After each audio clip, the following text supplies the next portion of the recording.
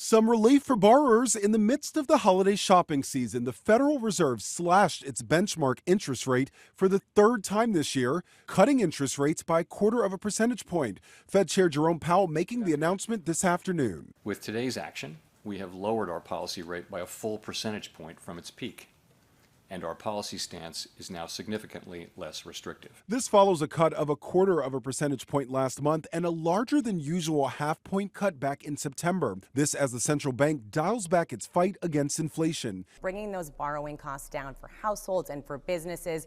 Think about your credit card rates, your auto loan rates. While inflation overall has been trending down, Americans are still feeling the impact with 2 consecutive months of rising inflation. Last month's consumer price index showed prices rose 2.7% compared to this time last year. Remember, it was at 9% in June of 2022. So we're getting closer to the Fed's 2% target. Food and energy over the span of a few years, we're still paying a lot more for, and that's a consideration for the Fed.